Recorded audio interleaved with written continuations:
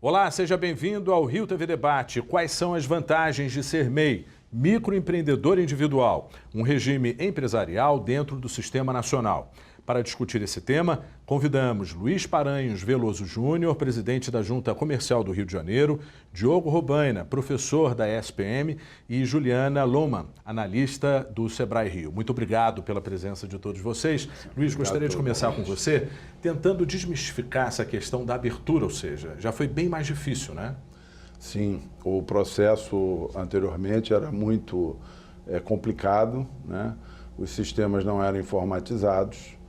E atualmente a gente conseguiu uma evolução muito consistente. Hoje temos dados atuais de abertura de empresas no nosso estado.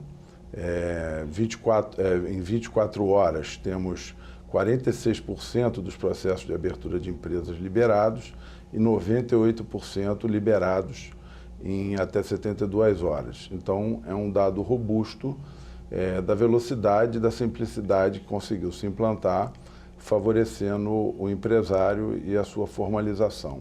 Isso pode ser traduzido até na adesão, ou seja, comparando 2018 a 2017? Com certeza, porque na comparação de 2018 com 2017, nós tivemos uma evolução de sistema digital justamente em 2017. E ele corroborou muito e ajudou com que hoje nós tenhamos toda essa facilidade, essa simplificação. E acho importante destacar, Sérgio, que esse processo de simplificação e de desburocratização ele é permanente. Ele não se pode baixar a guarda. Você tem que estar constantemente evoluindo os processos, evoluindo o sistema, né? Treinando o empresário, o microempreendedor, que é uma especialidade que o Sebrae tem, para que ele possa realmente montar o seu negócio e crescer no seu negócio. Qual que é o maior conselho que você pode dar, Juliana?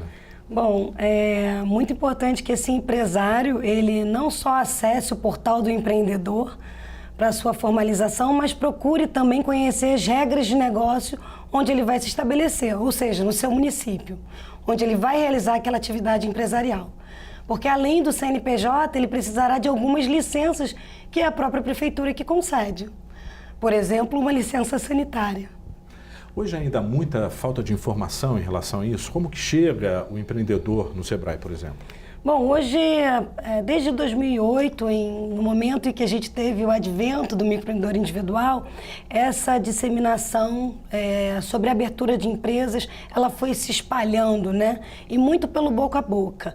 Nós nunca tivemos uma grande e massiva, né, propaganda sobre o microempreendedor individual.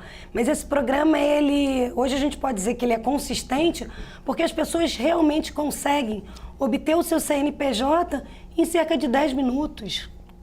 Os benefícios, as pessoas que se formalizaram conseguem acessar os seus benefícios previdenciários, conseguem ter acesso a uma forma de tributação diferenciada a partir do pagamento do DAS mensal, um valor fixo mensal.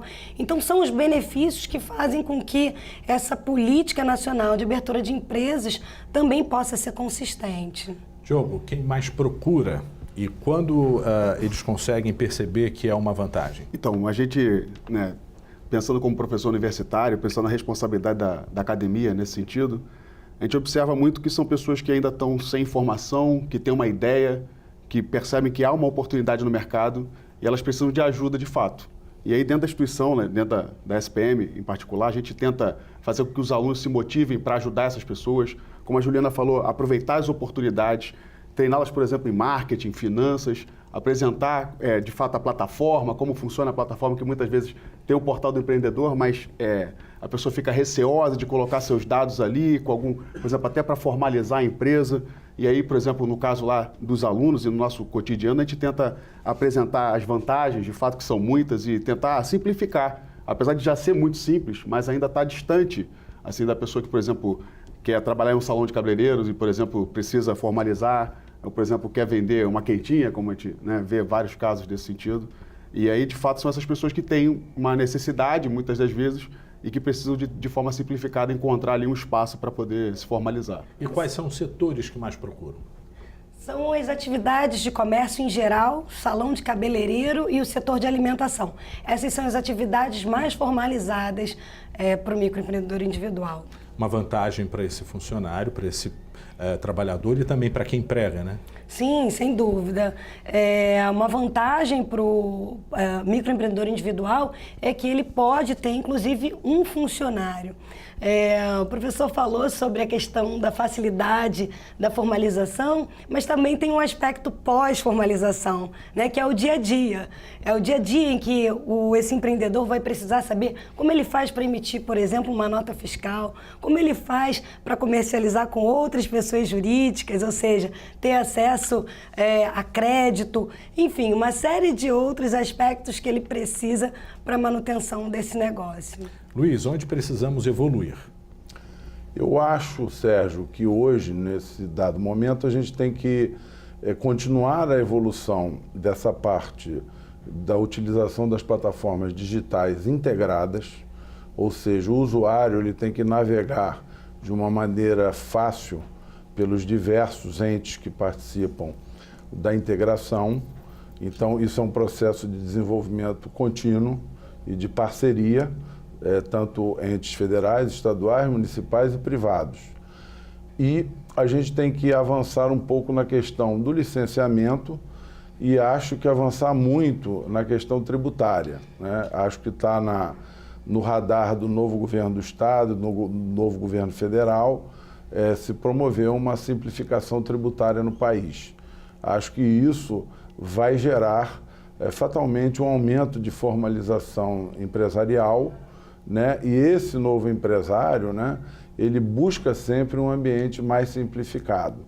Então, a gente defende que tanto devemos avançar sempre na questão da autodeclaração, da responsabilização do empresário, né, na questão do baixo risco, mas devemos também, nesse momento, começar a trazer os processos mais complicados, os processos empresariais de alto risco, também para um modelo digital e mais simplificado, onde o empresário possa fazer a sua formalização, o seu caminho de uma forma mais moderna, independente dele ter que passar pelas fiscalizações federais, estaduais e municipais de acordo com a legislação vigente. Mas o procedimento ele tem que ser mais simplificado.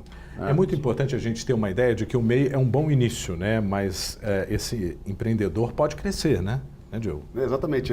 Quando você tem uma limitação de faturamento de R$81 mil, aproveitar o gancho do que o Luiz falou e a Juliana também falaram, que o MEI não precisa de contador, né?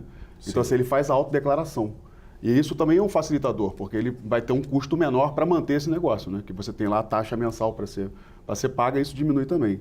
Mas essa questão de fato de você pode faturar até R$81 mil por ano, que é uma quantia razoável, e depois desse valor, passado esse valor, você pode migrar, você migra automaticamente para a Eireli, por exemplo, depois se quiser formalizar a limitada, por exemplo, também quiser trazer sócios, porque o MEI também não pode ter sócios, né? É importante, o MEI sempre é individual, de fato, né? E essa questão da simplificação, eu acho que também nessa questão do trato, né? Acho que isso é muito importante, por exemplo, perspectivas associadas, por exemplo, a qual o preço que vai colocar. E o Sebrae está muito presente nessa questão, né? Assim, por exemplo, com planilhas, por exemplo, sobre vendas, planilhas sobre mercado, planilhas sobre, por exemplo, fornecedores. Então, quer dizer, você tem, inclusive, aplicativos que o próprio Sebrae, né? E a gente lá, enquanto faculdade, a gente tenta mostrar isso, simplificar, apresentar, treinar. Que às vezes você pode pensar, por exemplo, o Excel é uma ferramenta que não está no cotidiano de todo mundo. Então, assim, tem uma planilha, mas como é que eu vou usar essa planilha?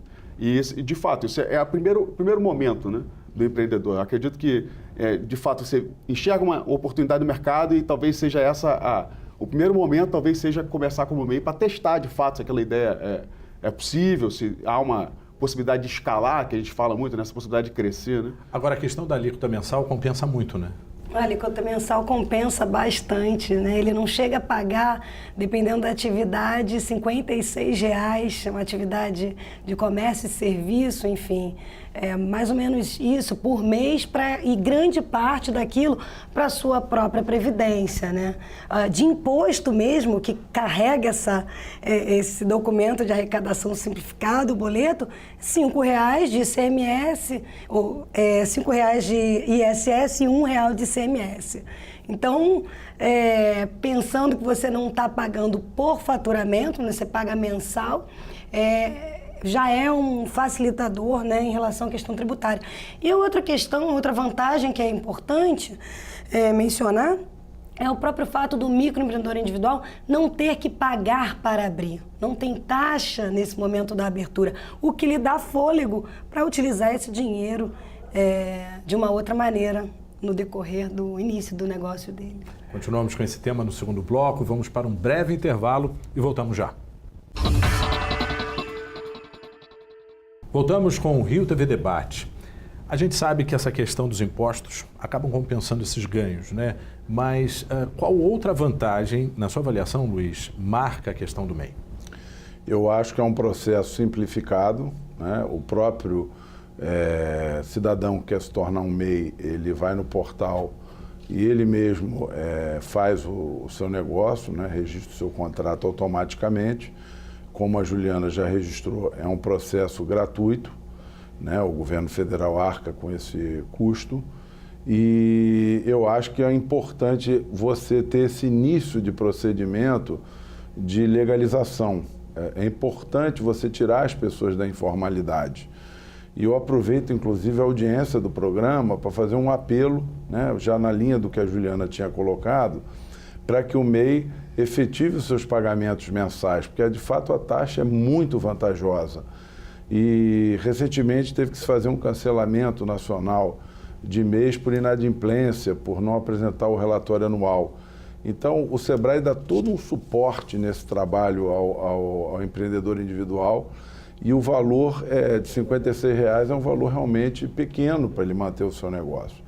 E também é importante entender o sacrifício que o governo está fazendo, abrindo mão de receita para facilitar o empreendedor.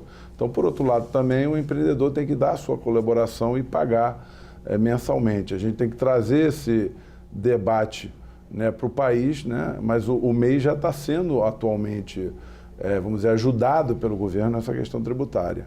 Juliana, então para a gente ter uma ideia assim do passo a passo, hoje eu preciso fazer o cadastro. Como que eu devo proceder? Antes mesmo de fazer o seu registro no portal do empreendedor, a gente indica que esse MEI ele consiga ao menos se planejar. Então, tentando identificar que atividade ele vai realizar, conhecer as regras municipais, de posturas especialmente, não alugar nada, imóvel nenhum, antes de saber da prefeitura se ali pode ser exercida aquela determinada atividade e depois sim, procurar o www.portaldoempreendedor.gov.br, inserir os seus dados, dados facilmente, que você tem facilmente em mãos, você vai utilizar sua informação da sua identidade, o número do seu CPF, o título de eleitor, enfim, dados que você tem em casa e não precisa autenticar nada e mandar nenhum documento para ninguém. Informando tudo isso, vai ser gerado o certificado de condição de microempreendedor individual, que ali já tem o seu CNPJ e por alguns meses, ele tem 6 meses, né, que aquele documento vale então como uma espécie de licença. Já muitos municípios, inclusive, aceitam esse CCMEI, esse certificado, como o alvará de funcionamento desse microempreendedor individual. Diogo, quais são os maiores erros de quem procura justamente o MEI? Então, o maior erro é não fazer uma pesquisa prévia do mercado, né? Que de fato identificar se há uma carência daquele produto ou serviço que ele pretende prestar no entorno de onde ele pretende atuar, né? Na praça onde ele pretende atuar. Esse é um erro clássico, né? Um erro também que é essa questão que o Luiz já apontou, que é a questão do pagamento das parcelas mensais e do entendimento também que a receita é alguma coisa que vai acontecer de imediato, né? Que como qualquer outro negócio, há que se esperar a maturação do negócio. Então, assim, tem que se esperar de fato ser conhecido no mercado, se posicionar, né, com estratégia de marketing adequada, com preços que sejam compatíveis. Então, assim, eu acho que o maior equívoco, talvez, e a gente observa isso muito no cotidiano das pessoas, é que tem que também fazer um planejamento financeiro. Porque a gente tem hoje aí dados que são expressivos de inadimplência no país, e isso também se reflete, obviamente, quando você vai pensar em pessoas jurídicas, né? Então, assim, eu acho que se o empreendedor ele não tem ainda um aparato, não tem uma disponibilidade para lidar com as suas próprias finanças, que de fato procure o Sebrae ou que procure instituições de ensino que tenham, por exemplo, núcleos de atendimento, como empresas júniores e outros, por exemplo, como no caso da SPM, a gente tem lá pelo menos 3 núcleos que atendem as pessoas do entorno, as pessoas da cidade do Rio de Janeiro, para poder auxiliar no que tange essa questão tanto da definição do que vai ser ofertado, quanto também da estratégia do negócio como um todo, né?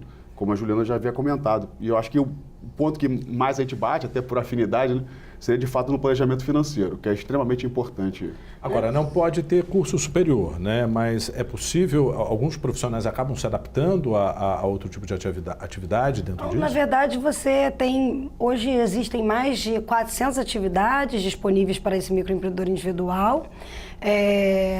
São atividades que pegam o comércio, indústria e serviços.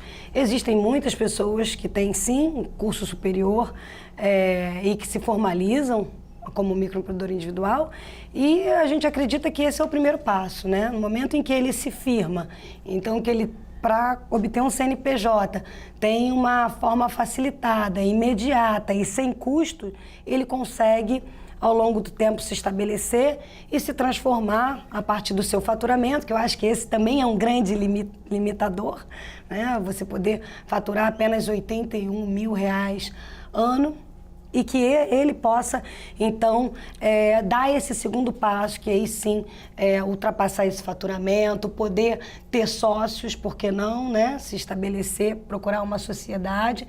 E a gente fala muito, né, sobre essa questão de saber exatamente, de ter clareza do negócio que você vai formalizar. Muita gente acaba na ansiedade se formalizando e meses depois se dá conta de que não era exatamente aquela atividade que ele precisaria ter. Então tem que incluir mais uma atividade, enfim.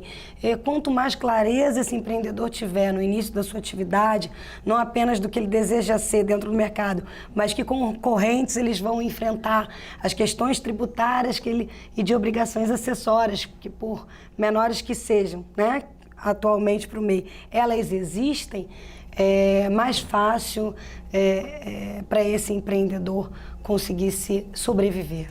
Luiz, a questão da aposentadoria é um ganho, mas também poderia ser modificado, ou seja, poderia ter uma extensão maior. Hoje está em questão de um salário mínimo, não é isso? A pessoa pode ter aí por serviço, tempo de serviço ou por invalidez, né? Uhum.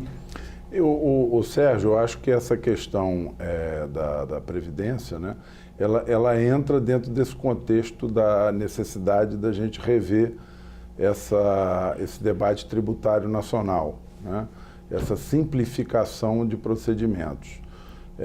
Como já destacado pela Juliana, eu acho que o MEI tem uma grande vantagem porque ele incorpora realmente a sua aposentadoria num valor ainda menor, né, de um salário, mas é o primeiro passo, né? A ideia, eu acho que é mais importante destacar, é a necessidade, como a gente já colocou aqui, ele buscar informação antes dele abrir o negócio.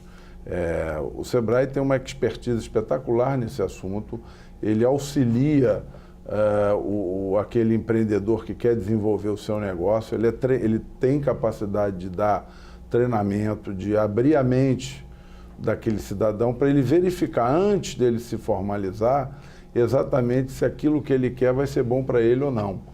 Então eu acho que esse aspecto, que também é um outro debate nacional no país, que é a nossa educação, é muito importante também a educação empresarial.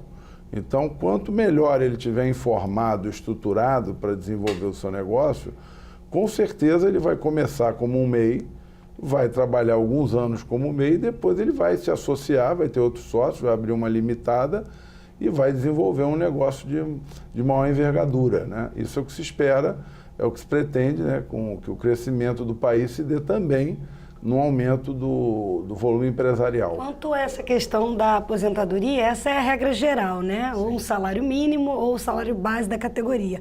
Mas nada impede que esse microempreendedor individual recolha por fora, se ele quiser obter uma aposentadoria um pouquinho maior do que essa. Então, é possível que ele faça esse recolhimento por fora.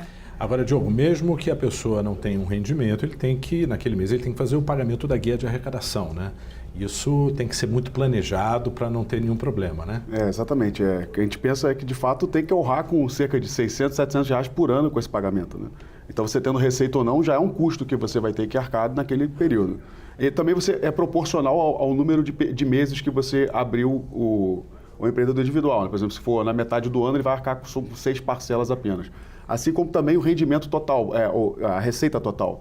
Que aí, se ele abrir no meio do ano, também não vai poder ser 81 mil, vai ser proporcional, por exemplo, vai ser 40.500, que é proporcional ao número de meses, né? Então tem que se fazer essa conta também, mas no próprio site do Portal do Empreendedor ele vai encontrar as tabelas lá com cada um desses itens, né? E uma coisa também muito importante que a Juliana falou, que aí de novo insistindo na questão financeira, que é essa perspectiva de não assumir custos fixos, né? Porque já tem essa parcela para pagar que vai estar em torno de R$700, 600, 700 reais. E se você ainda assume outros custos fixos, de fato vai começar a complicar, né?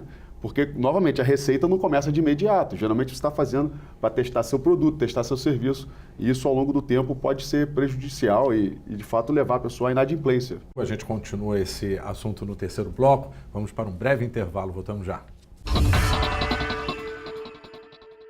Voltamos com o último bloco do Rio TV Debate. Luiz, é muito importante a gente deixar claro para o nosso público a questão desses números, ou seja, é uma tendência, né? Comparando dados de 2018 e 2017. Aliás, o MEI só existe no Brasil, né? O MEI é um produto nacional, como a Eireli também é um produto nacional. A minha tese é que se buscam alternativas empresariais para driblar a questão tributária. Por isso é importante, eu volto ao ponto da gente discutir essa questão nacionalmente, que acho que está no radar aí. Agora, é importante, o volume de abertura de empresas, o volume de abertura de MEIs, ele é um dado também importante na economia. Então, a gente tem um volume crescente, tanto no estado como na capital. Nós tivemos, em 2017, 52 mil empresas abertas no estado, 20 mil na capital, no Rio de Janeiro. Em 2018, 65 mil abertas no estado, 35 mil abertas na capital. Ou seja, a capital é mais de 50% do volume do estado. Então, a pujança da cidade do Rio de Janeiro está aparentemente voltando a ser retomada. Na questão do MEI também, nós tivemos 49 mil MEIs abertos em 2018 e 187 mil no estado. Então, a cidade do Rio de Janeiro representa também 27% dos MEIs que atuam no estado dentro daquelas áreas que nós já comentamos anteriormente. Então, é um sinal da retomada da economia. Então, acho que isso é importante para a nossa cidade e é importante para o estado do Rio de Janeiro também. Juliana, e se tratando de uma empresa normal, sem ser um MEI, por exemplo, a gente sempre tem o fantasma do fechamento dessa empresa, né? É sempre uma difícil atividade, sempre uma difícil decisão. Na questão do MEI, o custo é alto para o fechamento ou até alteração dessa empresa ou não? Na verdade, não tem custo para você dar baixa no microempreendedor individual. É possível fazer pelo próprio portal. E os débitos que porventura existam, você fecha, né? E esses débitos passam para você, pessoa física. Então, o que permite com que essa pessoa faça, inclusive, os parcelamentos junto à Receita Federal. Então, hoje, se falar de que fechar uma empresa é um mistério, né, um fantasma, já não é mais. Inclusive, não apenas para o MEI, mas também para as outras e demais empresas. Hoje é possível fazer a baixa, de forma fácil, né? Então, você encerra aquele CNPJ, você deixa de contrair débitos em cima daquele CNPJ e passe, então, a assumir essas suas dívidas como pessoa física. O que permite que você venha, porventura, se tiver interesse, abrir um outro CNPJ. Só fazendo uma intervenção também, que eu acho que é intervenção mais complementando, né? que é também muito importante que você falou, que é uma questão que, de fato, me deixa um pouco assustado, que há na mídia, assim como um todo, uma discussão sobre, você vai abrir uma empresa, como você pode ser prejudicado ao longo do tempo. E não é isso, né? De fato, empreender é muito importante. Acho que grande parcela da população quer empreender, quer abrir o seu negócio. E acho que fica muito nessa ideia de que, eu vou encerrar e talvez tenha que acabar com a empresa, e não é nesse sentido. De fato... justamente essa pontuação que a gente estava fazendo, ou seja, porque acaba o empreendedor levando para a situação tradicional, né? Ou seja, o MEI tem peculiaridades, tem detalhes que podem ser muito mais atrativos, né? Exatamente, podem e são muito mais atrativos, né? E de fato essa questão, por exemplo, você tem hoje também movimentos do governo de simplificação, por exemplo, para abertura de conta online, por exemplo, para PJ, por exemplo, para pessoa jurídica, e aí o MEI também é afetado. Tem uma questão que é extremamente importante também, que é o microcrédito, que hoje os bancos, por exemplo, o Banco do Brasil oferta, por exemplo, a quem tem um CNPJ. E de fato, e é aquela questão também de deixar de ser empregado, tem muito essa ideia de você ter uma oportunidade de negócio, não só a necessidade, de sair da informalidade, que é extremamente importante. Hoje vivemos uma situação de desemprego muito grande, ou seja, é uma boa oportunidade para quem tem alguma habilidade e pode ser desenvolvida, né? Exatamente, ainda mais na indústria criativa, que a gente vê hoje que está latente, né? Que é de fato um caminho muito importante para ser seguido, né? Então, por exemplo, a questão do turismo, que tem que ser potencializada na nossa cidade, por exemplo, cinema, artes em geral, você tem hoje uma série de atividades profissionais que podem ser atendidas, né, e ser desempenhadas pelo MEI e que, de fato, podem potencializar a economia como um todo, né? Não apenas nesse universo aí dos microempreendedores, mas, de fato, afetar a economia como um todo, que é, de fato, necessário frente ao movimento que a gente tem aí de tentar sair da crise, né? E é de fato uma alternativa para quem hoje está desempregado, né? Não só utilizar as habilidades, mas o conhecimento gerencial, enfim. É de fato, né? Empreender é muito mais do que abrir uma empresa, é um espírito é um comportamento, né? É um comportamento, é atitude, então, e que você pode desenvolver. Então, de fato, o empreendedor, né, ele não nasce empreendedor, ele desenvolve essas habilidades. Habilidade de negociação, habilidade de articulação. Luiz, é uma tendência, né? O que a gente pode esperar do futuro do MEI? Eu só pegando um gancho aqui antes da questão cultural, acho importante a gente reforçar que a nossa cidade sempre foi, o Rio de Janeiro, muito forte na economia cultural. É uma característica da nossa gente, né? Então, acho que junto com a parte turística, é um potencial enorme que nós temos de empregabilidade, desenvolvimento, e aí, vindo para o MEI, uma grande possibilidade dele virar um empresário, porque ele é criativo, né? Ele conhece o seu potencial e ele se formaliza, ele começa a fazer o seu negócio através do MEI. Então, acho que a gente tem um campo muito positivo. Acho que o cenário nacional, hoje, a economia está dando pequenos sinais de recuperação, mas vem se mantendo, o que é importante, e a gente precisa dar um salto. E esse salto pode ser dado com o MEI, porque, como já destacado anteriormente no programa, ele tem um valor baixo de custo, né?